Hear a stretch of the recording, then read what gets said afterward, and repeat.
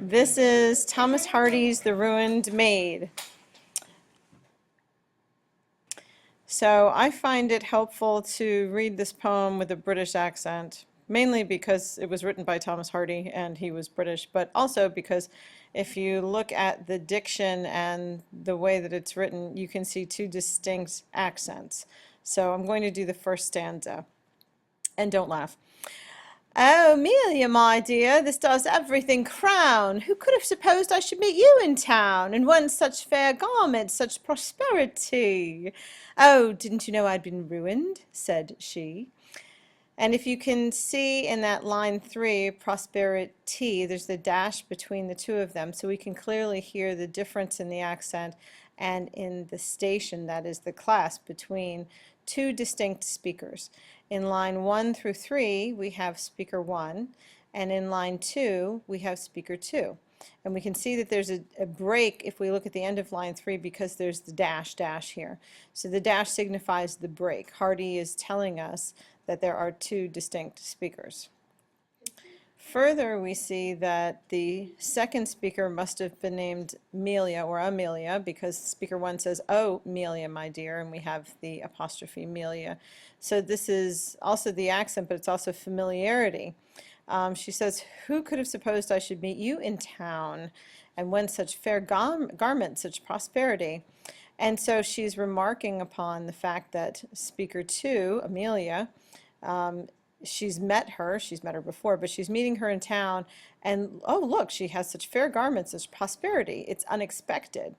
But what do we get in reply? We get, "Oh, didn't you know I'd been ruined?" So we get that contrast between the fair garments and the prosperity, and yet she says she's been ruined, which should intrigue the reader to think, what does that mean? So in stanza 2, I'm going to break into the British accent again. You left us in tatters without shoes or socks, tired of digging potatoes and spudding up docks, and now you've gay bracelets and bright feathers 3. Yes, that's how we dress when we've been ruined, said she. And again here we have the contrast between what Amelia was and what Amelia appears to be now. When she left, she was in tatters. She didn't have shoes or socks. She used to dig potatoes and pull up weeds. Those are the docks. And yet now she has bracelets and feathers and everything. And then we get again, structurally, the break at the end of line 7, the dashes, and into line 8. We have, she says, yes, that's how we dress when we're ruined. None of this sounds like something you would do when you're ruined, and yet that's her constant refrain. So we have that repetition that we should take note of. Third stanza we have, at home in the barton you said thee and thou and thiccoon and thisoon and t'other, but now you're talking quite fitsy for high company. Some polish is gained with one's ruin, said she. And so here we have diction, the word choice, Barton, which we see if we look at the bottom in our notes that it means a farm. So at home in the farm, you said, this is Amelia, used to say thee and thou, and thiccoon and thisoon, and so this is low speech. This is the diction of someone who comes from, who's uneducated, who comes from the farm, who is not from high society. But now we have the contrast there, that shift. You're talking quite fits-y. Now notice that speaker 1 still speaks in that low, the farm language for high company. So we see in speaker 2 some polish is gained with one's ruin. We have that repetition of the ruin. So far we know that she looks great. She looks like she has prosperity, and she speaks well. So for all appearances, she's doing very well, and yet she keeps repeating that she's been ruined. Down in the, let's see, 1, 2, 3, 4th stanza now. Your hands were like paws then, your face blue and bleak, but now I'm bewitched by your delicate cheek, and your little gloves fit as on any lady. We never do work when we're ruined, said she.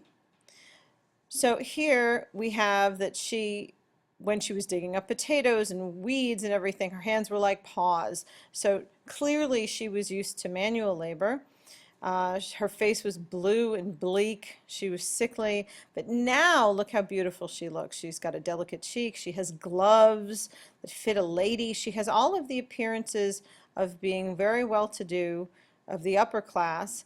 And she says, Amelia, in that repetition of the structure, the first three lines are speaker one, and then speaker two here on 16. We never do work when we're ruined, said she. Again, that repetition of structure. And then we have here the, let's see, 1, 2, 3, 4, 5, fifth stanza. You used to call home life a hag-ridden dream, and you'd sigh and you'd sock, but at present you seem to not know of megrims or melancholy. True, one's pretty lively when ruined, said she. So here we have megrims, and if we look down, it's migraines and headaches and melancholy. She used to wish that she didn't have that home life. She used to dream of another life. And she says, true, one's pretty lively when ruined. So clearly there's a shift in speaker two. She used to live on the farm, and now she doesn't. She used to look horrible, and her hands were horrible. Her speech was horrible. Pretty much everything was horrible. But now she has, to all outward appearances, she looks like life is pretty good, and yet again she repeats, one's pretty lively when ruined, said she. In that final stanza, we're going to see a shift in structure, because if we see in B, here we go, those are all of the dashes that indicate the shift in speaker.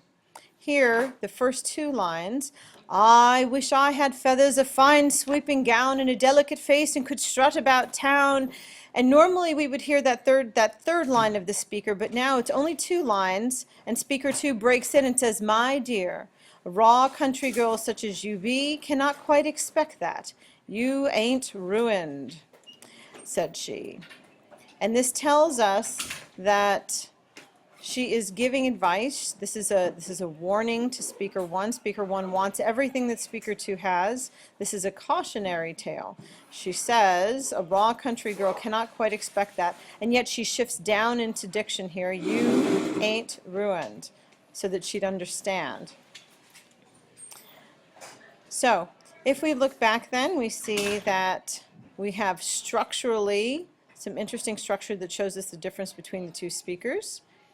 The situation, we can clearly see that speaker one clearly is still from the farm and wants what speaker two has, and speaker two is trying to tell her it's not what it's cracked up to be. This is not what you think it's going to be. And yet speaker one just doesn't get it. Speaker one doesn't see the repetition of the ruined.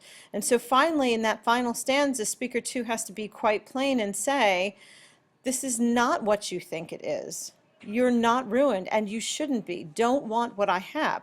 And of course, this makes us wonder, situationally, what happened to speaker two? How has she been ruined? Has she been ruined morally, physically, emotionally? Clearly, she's gone up in society, but clearly she's gone down in some way. Has she been forced into prostitution in order to earn these fair garments and the gay bracelets and bright feathers? What has happened to her that she is ruined?